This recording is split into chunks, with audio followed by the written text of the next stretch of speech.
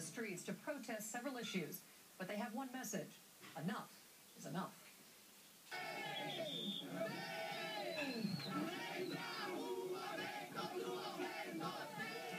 A handful of cities saw protests Monday, including this loud but peaceful one in São Paulo. The protest began because of a 9-cent hike in transit fares, which has stoked more widespread anger over government spending. Thousands turned out in Brasilia to protest the money Brazil has spent on the Confederations Cup and next year's World Cup and the 2016 Olympics. Some say it has come at the expense of the poor. Much of that anger is aimed at President Dilma Rousseff.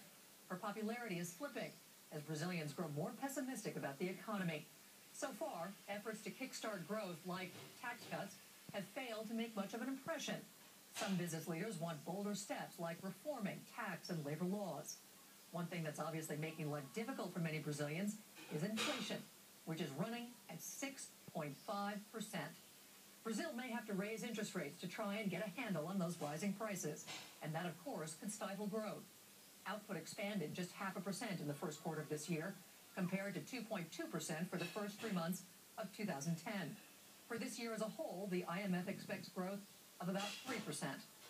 More protests are set to begin in just a few hours. Shasta Darlington joins us now from São Paulo with an update. You know, Shasta, it's interesting because obviously Brazil is so rich in terms of its enthusiasm for sport, but yet this is exactly the one thing that they're protesting against. Exactly, Felicia. I mean, it's really a mixed bag. As we've talked about over the days, this started as a protest against hiking bus fares, but it's really snowballed. And, for example, we saw the biggest protest in the last 20 years last night, and a lot of people were carrying signs complaining about all of this money being spent on the World Cup.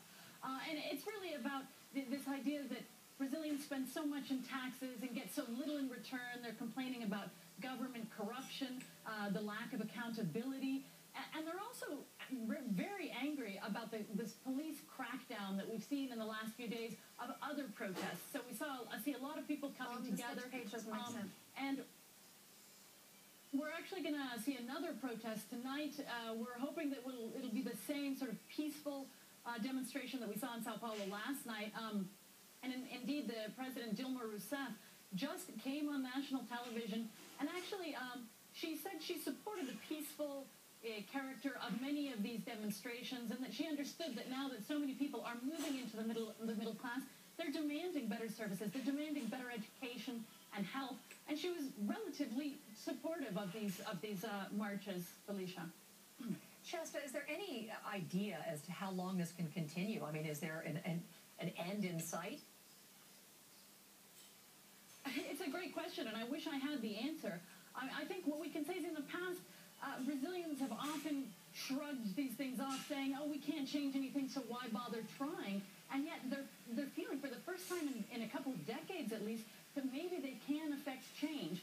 What will really depend here is the level of violence. Brazilians do not like violence. So if what we see are the kinds of demonstrations that we had last night in Sao Paulo, massive but largely peaceful, they may have the power to attract even more people and get something done. On the other hand, in Rio de Janeiro, we saw protesters throwing Molotov cocktails at the Assembly building. In Brasilia, they climbed onto the roof of the Congress. That will turn people off, especially the middle and the upper middle classes. So I think at least what they would like to see is the reduction of that bus fare, just as proof that they're being listened to, Felicia. And their voices should be heard. Brazilians are traditionally a peaceful country, and